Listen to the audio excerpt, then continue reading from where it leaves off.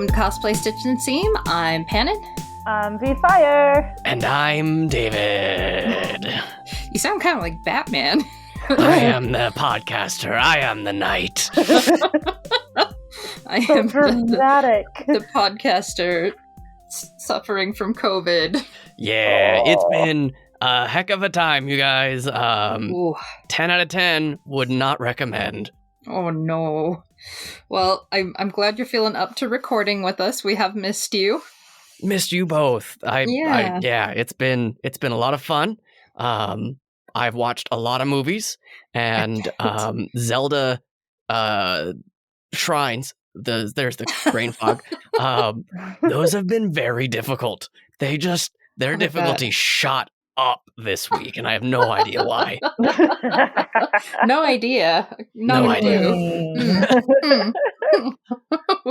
Well, if you listeners at home would like to reach out to us or tell us what you've been up to, what games you've been playing, movies you've been watching, or how you've been spending your time, you can do that a few different ways. First is our email, which is cosplaystitchandseam@gmail.com, Or you can go to the website, cosplaystitchandscene.com, and fill out the forms there, or...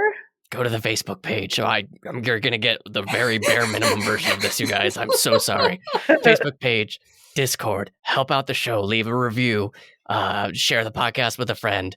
And if you want to support the show, we have a Ko-fi, KFI, Cosplay Stitch, and a Patreon. For $3 a month, you can get your name shout out every single episode. And for $5 a month, you can join our Cosplay Chronicles. Oh, my voice was working. Nice, get that one out really, really well there. Yeah. Because of my COVID, we had to skip June's, and it didn't work out for timing wise. So we'll do another episode soon. So bear with us. Take your time getting better. I don't have a good segue, but if you guys like cosplay makeup, you can check out foxbeauty.store. They still have a promo code Stitch and Seam if you want to get 10% off your purchase of all vegan, not tested on animal products. You can do that at their shop. Awesome. Well, continuing in the Zelda flavor of the last few episodes, we got one more to throw at you, and we have another guest here. CJ, do you want to introduce yourself? Yes, I'm CJ Baird, and I'm happy to be here. Yay! Tell us a little about what got you into Zelda, what sparked the nerdiness, what kept you into it. Okay. But before, I have to this man has an amazing collection of Zelda stuff. Oh yeah, when I've been over, I'm just down. I ogle it from afar and go, "That's so beautiful." Give us the rundown. What's in the collection? Well, what really got me into Zelda, started me collecting, was the fact that I was born into it, literally. You think Zelda is your ally. You merely adopted the Zelda. I was born into it, molded by it. Bravo. Excellent. Bravo. Zelda was released in February 21st, 1986, and so was I. So I was literally born on the same day as Zelda. Amazing. Dope. Oh my gosh. Yeah, that right there. My driver's license is probably the pride of my collection. But I've just literally grown up in it. My parents were playing Zelda when I was a little itty bitty baby. My mom tells me stories about how she would have her kids all around her in the kids' room and playroom or whatever, and she'd be playing Zelda while we're either watching or playing with toys around her. So I don't even have a first memory of Zelda because I just grew up in it. It was just a part of life for me. It was great. And so since I've been tiny, I've been collecting memorabilia, merchandise, and as a kid, I never appreciated it. So I have a lot of regrets about what 9-year-old me did not keep. Oh no. Yeah. Mhm. But I've got a few pieces in my collection that are probably worth a few $100. I have a Link on Epona action figure still in its packaging that generally goes for around $400 on eBay. Ooh. I have a near mint condition, opened but beautiful condition copy of the original game. Oh, nice. It's so pretty. Nice. Yeah, it is. Cool. Well, before we get too far into it, CJ, did you have any like Instagram, Twitter, anything you want to share with us social media wise? I'm usually pretty dark on social media by choice for the most part. I used to be really active in a few things, but have found that I am actually more happy when I'm not. So I That's tend to okay. avoid a lot of it, but I do have a website that is constantly changing that I will usually either promote myself as a graphic designer, photographer, or various other things, depending on, I guess, certain projects I'm working on at the time. That is beardsworkshop.com. So Nice. BAIRDS workshop.com. Speaking of like his graphic design stuff, he did the designs of our documentation for Level Up Expo. Made it Nice. look all like it came right out of the game for Hades. It was super cool. That's so cool. Well, we appreciate you coming out of the cave and into the light for this episode to be with us. Of course. Nice. Well, where should we get started? Let's see. So you said you like don't quite remember your first experience with Zelda, but is there one that you remember like playing through first? The first game. Nice. I actually find it kind of amusing myself. I was thinking about it earlier, just like, what was the first time I remember playing Zelda? And just the fact that I grew up with it, it's like, I don't know. It's just always been a part of my life. But I do distinctly remember when I was 5, 6, or something, playing the original NES Zelda. Amazing. And I was actually having to ask my mom about it. It's like, hey, when did I first beat the game? How good was I? Did I do great? And of course, I'm sitting there thinking that at 4 years old, I was a master of this game. And she had to just shatter my spirit. It's like, no, you were bad. You were so bad. Nice. Well, okay. Apparently, I didn't beat the game until I was maybe around 10 or so. When did it like you've grown up with it, but when did it change from, oh, this is just a part of my life, to this is a part of my life, I love this? Like, what changed that in you to make it like something so much more meaningful to you? I'd say probably with A Link to the Past. That's the one I probably most distinctly remember really becoming part of my life consciously. Like, as a younger kid with earlier games, the first 2 games, like, yeah, it was there. It was just always there. It was the thing. But Link to the Past was the one that I think I first consciously sought out and really kind of start to evolve and really game around. And that has actually been very formative for me when it comes to video games in general, what I enjoy. Everyone has very, very different opinions on their favorite Zelda. Which is yours and why? I can't pick one singular favorite. Same. Because they're all top 3. But that's still hard. 3, maybe. It's still hard. It's like, I know. Favorites for different reasons. Just like a friend. I like this friend because they're the funniest. I like this friend because I can have weird random conversations about nothing. I love Link to the Past because it was like an old friend. It was just there in my life, always there for me, and I still play through about every couple months or so. Nice. Ocarina of Time, I love. It's my favorite because of how formative it was for the Zelda series then on. It established a lot of things, not just for Zelda, but video games in general, that a lot of video games really pull from Ocarina of Time. Mm-hmm. But Twilight Princess is my favorite for the story. So good. Ooh, yeah. I mean, I'm going to have to say Tears of the Kingdom is now my favorite just for the openness, for the freedom. Like we haven't seen that level of freedom and creativity in a Zelda game yet. That's fantastic. No, So they much. shipped us a broken game, you guys. Like, you guys are totally forgetting. There is parts of the game where you have to make the thing. That's a broken game, you guys. Come on. Oh. Well, see, I like getting a broken thing. Give me a Lego set, I'm happy. I don't want my Lego set to come to me completed. That's how they get you. Legos, IKEA. Oh, David. So we know a few of your faves and why they stand out to you. Do you have like favorite side characters? Midna. Oh, Midna, heck yes. Midna's so good. Midna's Bay. I mean, do I even have to expound on that? I like that for the games. It was like, oh, I can't decide. Oh, there's so many. But for companion, Midna. Hands down, no Midna. Contest. Midna. I mean, there's a distant second. I'm the hat wizard guy in Minish Cap. I'm pretty cool. And now suddenly I can't remember his name. But, I mean, he was sassy. He was great.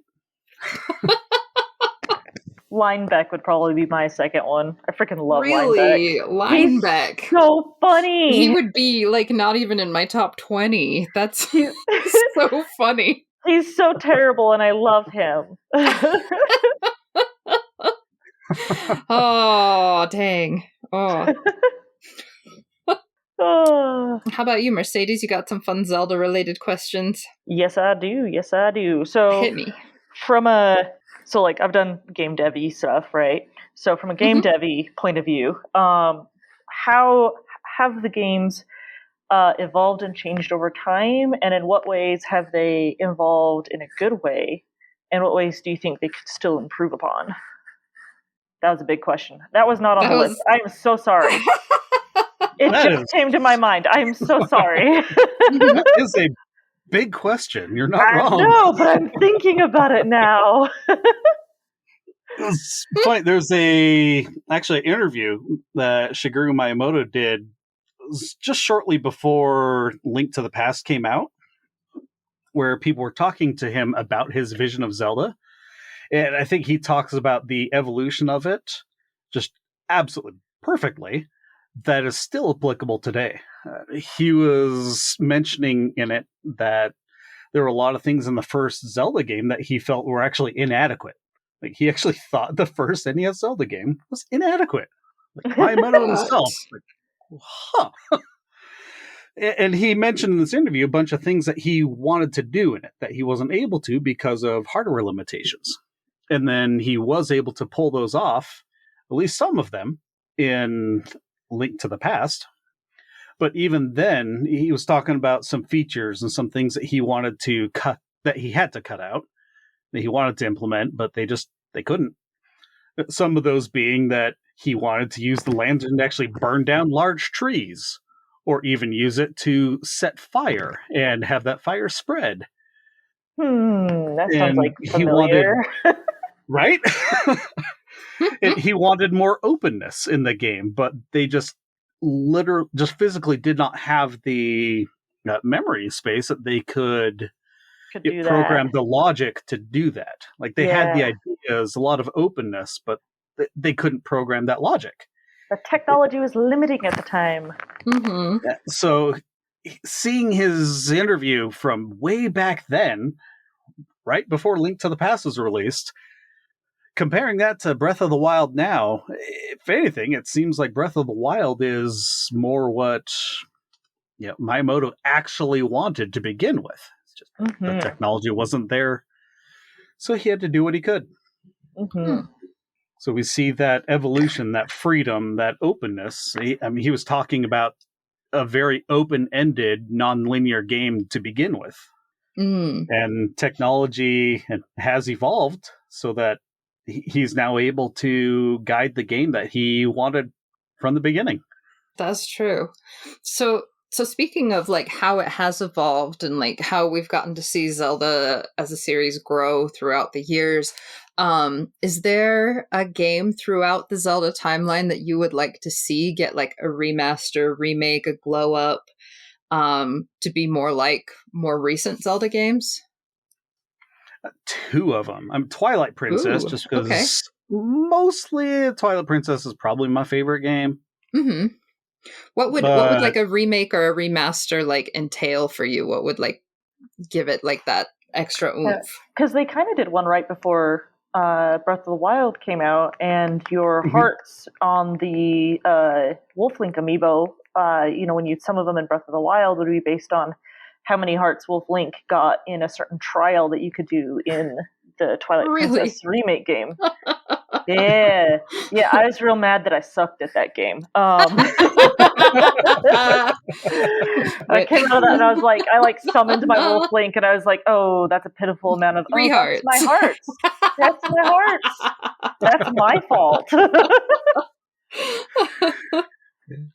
Man, I would just love to see that game. Had such good story, and Midna was such a cool character. I think it would just be cool to see it prettied up. Just make it a little flashier. They don't even need to change anything. Otherwise, just make that one prettier. I'll be happy. Yeah. But do they keep Link right-handed for the Switch port, or do they keep him left-handed, which is literally just a mirrored video game? That's a good question. Give us a choice. Give us a choice. That was actually another thing that they did with the previous remake that they did on it, was playing in master mode mirrored the whole game. Oh yeah, that's true. Oh, I forgot about that. Yeah, which threw me off because I hadn't played it with him left-handed in it. Yeah, for the Wii version of Twilight Princess, they made him right-handed and required them to flip the game for the Wii because you're swinging the remote around. Yeah, but they did develop it concurrently with the GameCube, and I wish they would give an option that you could choose which hand. That would be great. Agreed. That'd be great. So I would also love to see the Oracle games remade. Oh, that was going to be my question. Like, what your other one was, the Oracle games? Yes. But give me those in maybe a step up from how Link's Awakening was remade. Give me the Oracle games in a more full 3D Twilight Princess style, but you can give me the cartoony styles of maybe Wind Waker or Skyward Sword. Something stylized might be nice for the Oracle games, but put them in full 3D. Yeah, I would even like to see them in like a Minish Cap sort of style. That'd be really fun. But yeah, those ones are really cool too. So, gosh, I'm gonna jump into my game Debbie brain for half a second. Yeah, please. I love where the franchise has gone. I love how much it has grown. I did see a thing the other day where someone's like, is it too confusing or wrong that you can do things out of order in Tears of the Kingdom and Breath of the Wild? And in my opinion, nah. I think that adds to how your story and everything gets revealed in it, and it changes like as I've been playing Tears of the Kingdom, my path through it has been so different from, everyone else's, and it's been fun to kind of share and be like, okay, try and come up with the vaguest way to be like, have you found, and I can't think of an example right off the top of my head. It's like you just mention something and it's like you're trying to be vague so you're not spoiling stuff for your friends. Has anyone given you a hand where you didn't think you'd get a hand? Oh gosh. That's a good one. And with that voice, that's perfect, David. That was good. Yes. Stuff like that. I love that the Legend of Zelda is a legend. It does have an official timeline and whatnot, but how the games relate to each other within that timeline, there are vague, non-concrete reasons for those. And I love that. I love that you can look at it and come up with all your own theories. Like I have my own, it looks like a conspiracy board between Ocarina of Time, Majora's Mask, and Twilight Princess at home. Yeah. But it's all my theories, and it's my, they've given me just enough of a story between those that it's fun for me to come up with what's the in-between. And as much as I would love for them to fill it in officially, I actually find it a lot more fun that they don't, because it allows for everyone to come up with their own ideas based on these legends. And, legends, they're different depending on where you go, how many times it's been retold. And I think that's what makes the game series magical, and why Tears of the Kingdom probably has done seriously such an amazing job with encapsulating that, in my opinion. Yeah. agree. I actually have a question for you as a game dev. Seeing how like Breath of the Wild, Tears of the Kingdom have become so much less linear and more open world, do you see future Zelda games going back to the old format, or do you think this new open world is here to stay? I think based on what they originally wanted for these games and how they've come to it with this one, I don't know if they will. Maybe for some smaller ones off to the side, they will. But I don't know. I really love the open worldness of this. I don't know how they're going to top it. Because so far I haven't, Breath of the Wild, I was like, I love this game, but Tears of the Kingdom, I'm like, I love this game. And there is no but.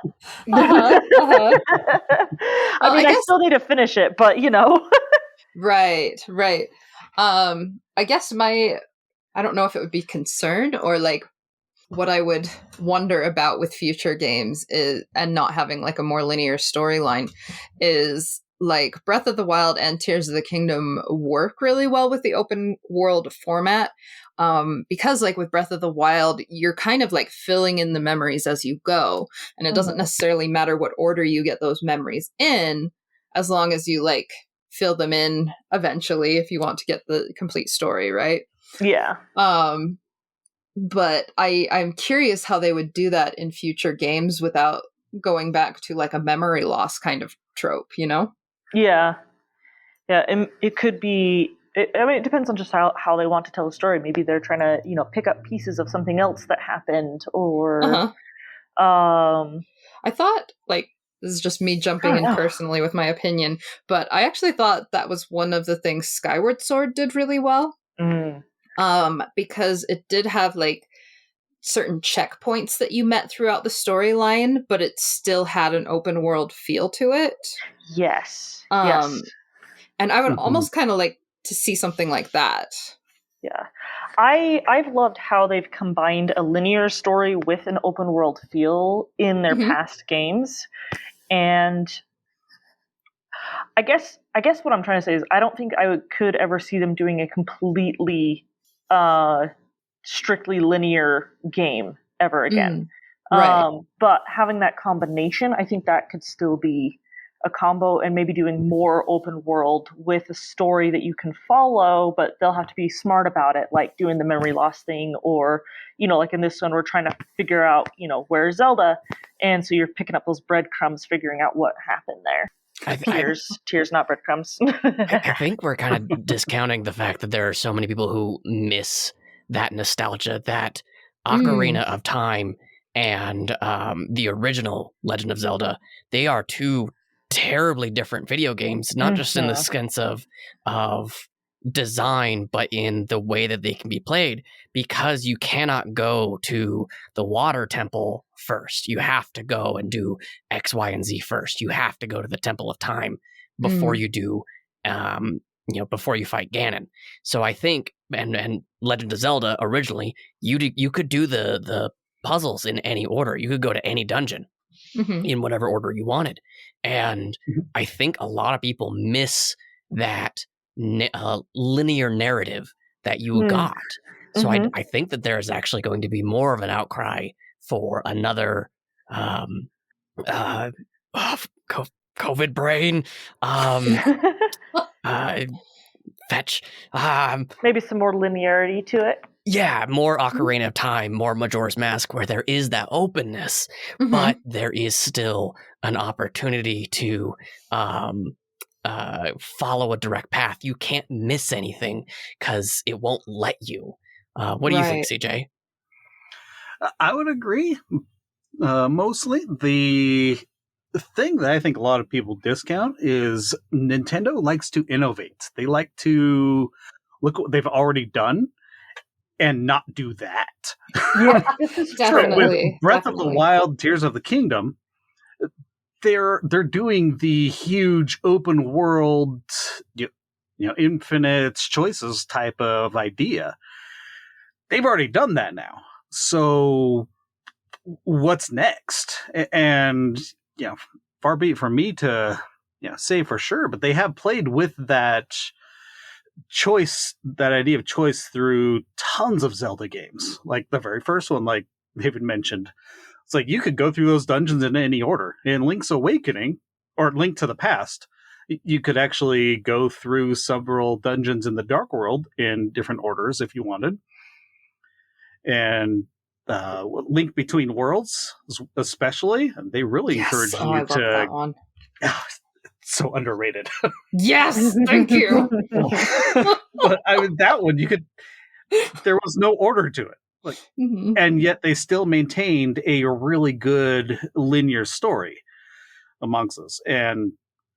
But because they've been focused so much on the how crazy the open world is, like they're probably going to go to something a little more linear while coming up with some new quirk or some new hijinks, something we just have never seen, kind of in the way Link Between Worlds threw us off with the whole wall mechanic.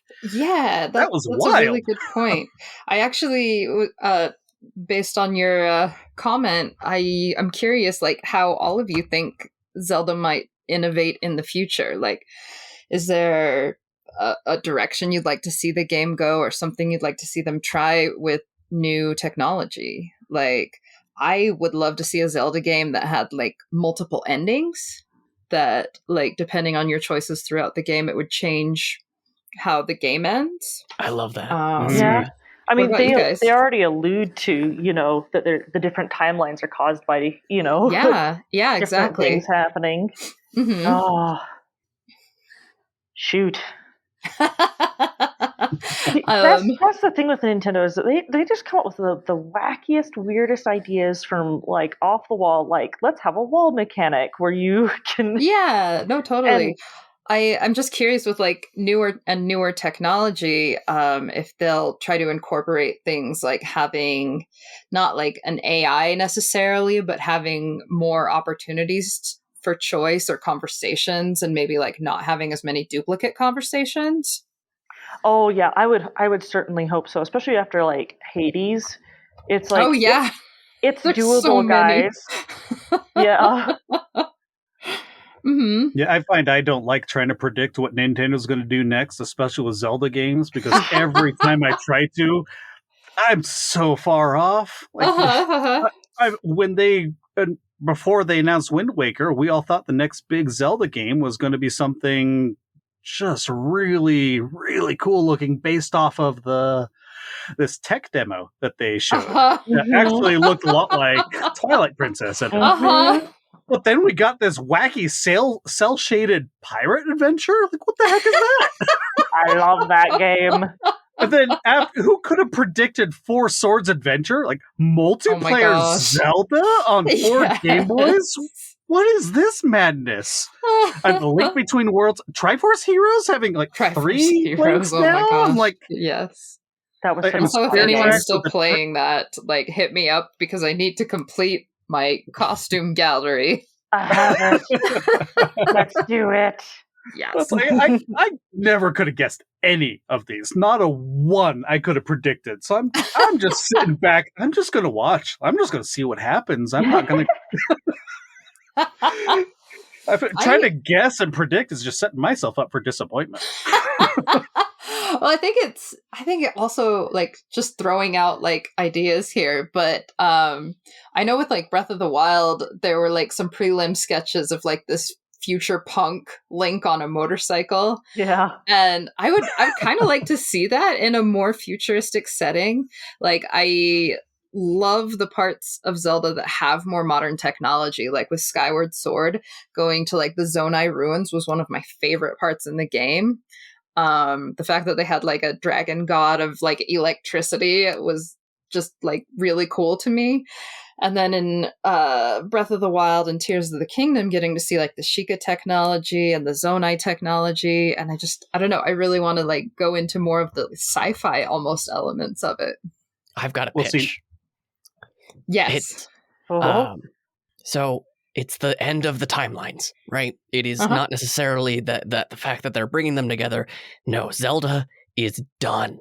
So she sends Link to kill the gods that caused this whole thing, right? But he fails. And for his hubris, the gods in return kill Zelda, and they take her out of the timeline, but they commit him to immortality. Link he's done. He's just mad. But he's trying to figure out how do I do this? So he moves. Playing too much God of War. Shut up! You ruined my punchline. He moves to North Hylia or Norrule.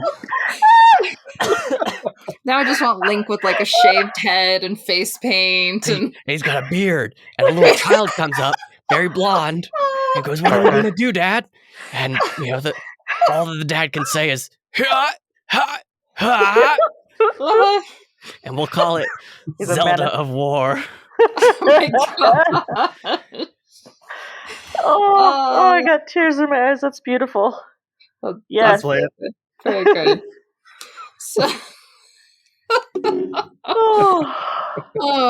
so I'm gonna change tracks for a minute, Spirit Track style, and hey, that game does not get mentioned enough. So, I'm not gonna actually talk about that game, but I am gonna switch to a slightly different topic. I know we have all been playing Tears of the Kingdom. So in that vein, like, I know we're trying to avoid like spoilers, but gosh, what has been like your favorite part of the game? Like, what has been your main goal? Like, have you been chasing shrines? Have you been doing storyline? Have you like just been building like crazy? Like, what's been everybody's, I guess, main, what are you doing in the game? My house is hecka dope. Oh, nice. I have like over designed my house. I forgot I had one. Just now. What about you, CJ? I've mostly been chasing the story. Nice. But then using the creative options to just build traps. I've been building way too many like just pens to capture all the monsters in. And then running vehicles into them. Nice. That's called a war crime. What I like doing is getting two different sets of enemies to fight each other. Oh my gosh. You can do that? Yes. I was walking along and I was like, there's some Zonai construction, there's some Bokoblins. There's a wooden wall between them. So I shot a fire at it. I shot a fire arrow at it from far away, and then just watched the fun unleash. I've been like, I have slowly been doing the story, but I kind of want to like savor it.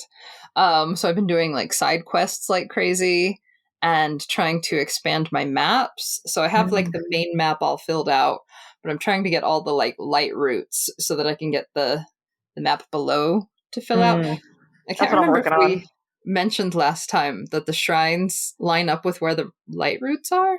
We did not. Is that a spoiler? I don't think it's a spoiler. I don't think it's a spoiler. I think it's been all over the internet recently. Someone had to mention it to me, and then I was like, oh my gosh, that makes things so much easier, because light routes I have such an easier time finding because they glow in the dark. So it'll give me like a looking point when I'm on the above world and sky maps, when I'm like looking around going, oh, I wonder if there's a shrine around here. So that's what I've been doing. Expanding and shrines. Yeah, I've completed all the tiers. Almost done with all the stages. I did this fun thing where I every time I got a new sage, I'd wear the pin since I got the collector's edition.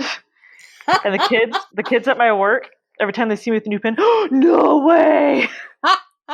So I had 2 of them, and then over the weekend I got 2 more. I got the other 2 sages, and so I walked into work wearing those 2, and oh my gosh, the kids lost their minds. It's beautiful. Did you get the other one? I'm working on that one right now. Oh, okay. Nice. That's why I said almost all of them. Okay. I did that. I'm trying to be as vague as possible, but like I did that quest, and it's so much like fetch questing, and I got so frustrated with that. But the end result is really good. You get something really fun. I'm in the boxing ring part of that one, and I needed to get more battery power. Excellent. I am full ADHD. In Breath of the Wild, I was able to find Ganon's horse, and your horses carry over. I don't know if we've talked about that. Yeah. But if your save file is still on the Switch or on your SD card, it's like, oh, you've been here before. Here's all your previous horses. But mine didn't do that. Well, I don't know what to tell you, my friend. Rude. So I have Lil Ganny. And then I just finished a quest where I got Zelda's horse. And I had Kaylin name the horse, and I was like, what would you name this very golden horse? Yes. Slipper. I would name her Slipper. So now Slipper's in my stable with Lil Ganny, and I have no Epona because I don't do the amiibo things. So it's just those 2. Okay. Nice. I've been naming my horses after Adventure Time characters. So I have like Finn and Marceline, and I think I named the gold one Cinnamon Bun. I was really tempted to name it the King of Ooh, but I went with Cinnamon Bun instead. That's really good. I have Aggro after Shadow of the Colossus. Aggro! Oh, yeah. Okay. And then my horse that pulls stuff in the game is Dante. Oh, nice. Okay. Yeah. What about you, CJ? My horse names are boring. I have Bob. I might have Steve. Nice. Why has no one named the pulling horse Sisyphus yet? I mean, that's Oh my all God. they do. Dude, that's what I should have done. It's a great name. It's a great name.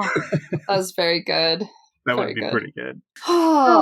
Well, I do have like one last question here as we try to like bring it back into cosplay. So with both Breath of the Wild and Tears of the Kingdom, Link has like 1 billion new outfits. Is there any like Link future past, any specific Link? This is for all of you. Link costume, prop, character that you would just love to do someday. Oh, yes.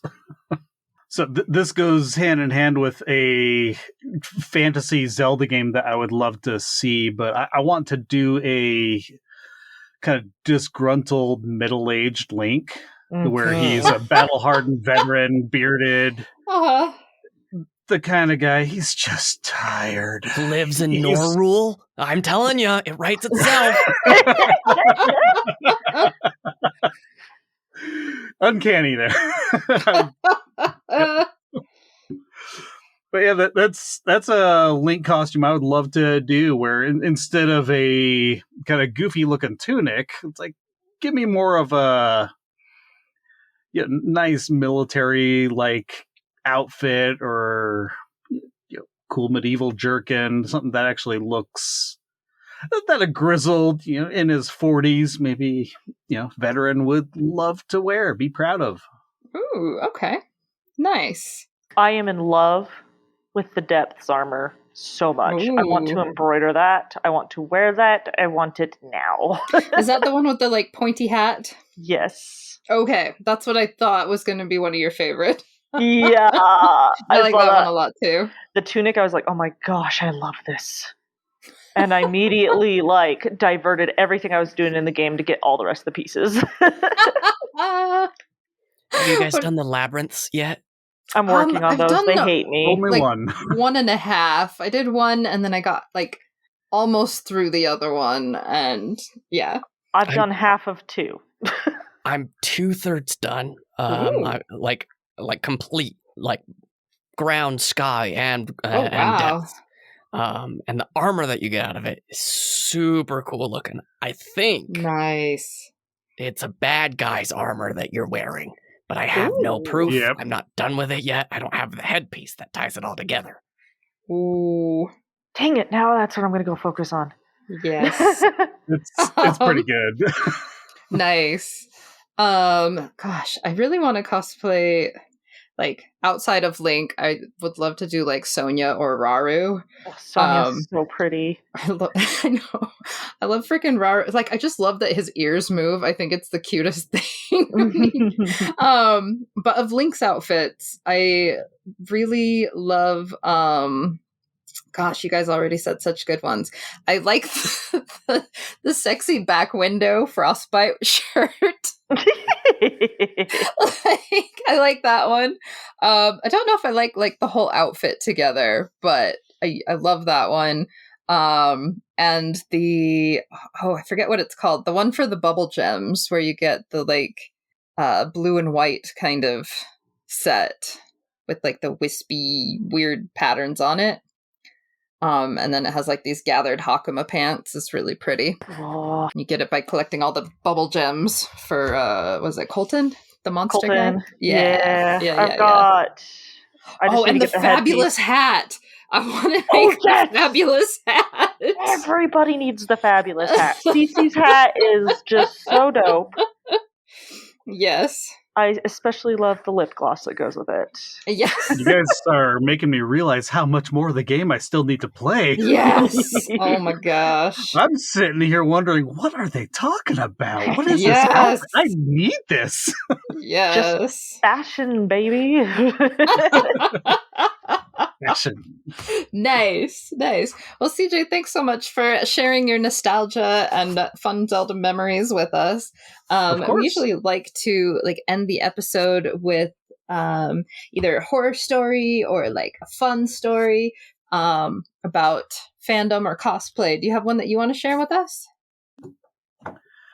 I can't say I have too much as far as cosplay stories go. As I've mentioned, I usually play more of a support role, usually doing either photography or helping with documentation, that sort of thing. Nice. So on this end, it's actually great how I don't have to get involved in the horror end of it. That part is nice. I get to hear plenty of stories from my wife, from you guys, from other cosplayers, and I get to sit back and be like, man, I'm glad I don't have to deal with that. Yes. I deal with enough drama at my own work. I don't need to add drama to a hobby. Jeez.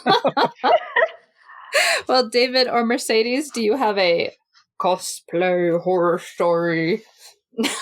Horror stories. Spooky, spooky, spooky. There we go. Yeah. I was trying to combine cosplay chronicles and the horror stories at the same time, and it did not work. Don't give me sound bites, Pannon. Don't give me sound bites.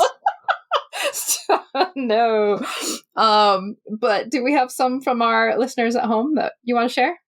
So this is sent from Emmy into our emails. So this one says, I am from Michigan, so there are not many big cons around, so I had traveled 2 hours to get to one of the bigger ones. The whole ride down to the con, I had to use the bathroom. This is a mood. Uh-huh. So as soon as we get there, I went right to the bathroom, and all of a sudden, out of nowhere, my nose starts bleeding. Oh, no. And would not stop. It got so bad that we had to get the first aid people to help, and they had to shut down the bathroom. Dang. After another 20 minutes, I started to black out, so they decided I should go to the ER.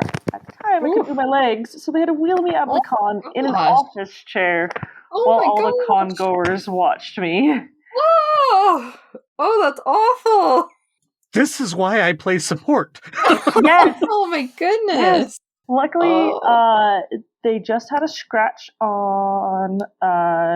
She had a scratch on her septum, and she'd be okay. But she had to wait like 30 minutes for it to get all closed up and ready to, be okay again. But She still thought the cosplay looked good, and now she has a story to tell. Dang, yeah, that's a scary one. That is intense. Oh my gosh, I would be terrified if that was happening to me. Like, oh my goodness. Okay. Well, I am glad it wasn't anything worse. I was gonna say, what does it say about me that, like, when I think of a cosplayer getting a nosebleed, my first thought is, don't get it on the costume! And not like, hurry and put your head up!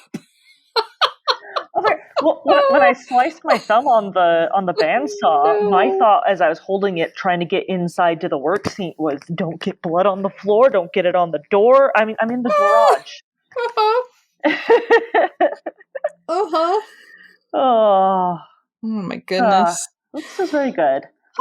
Well, if you listeners at home would like to share one of your stories with us, there are a number of ways you can do that. First is our email, which is cosplaystitchandseam@gmail.com, or you can go to the website, cosplaystitchandseam.com, and fill out the forms there.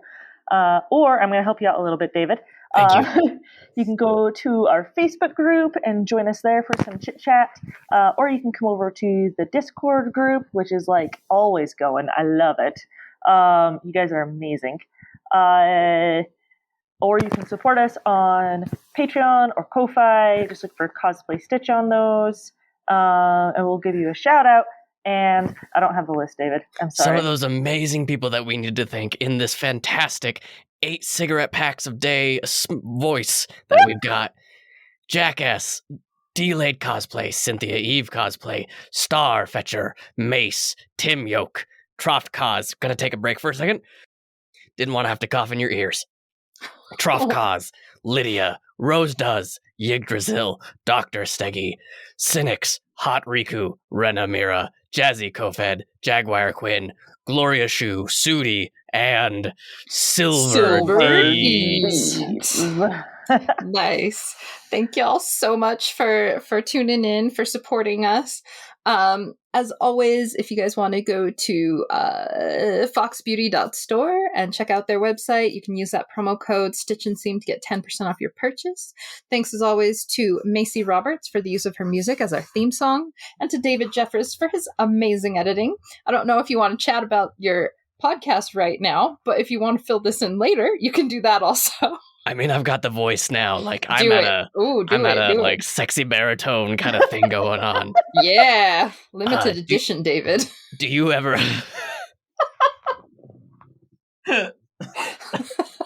Speak to us, David, please. Stop! You're not helping. Have you ever wished that you had genies?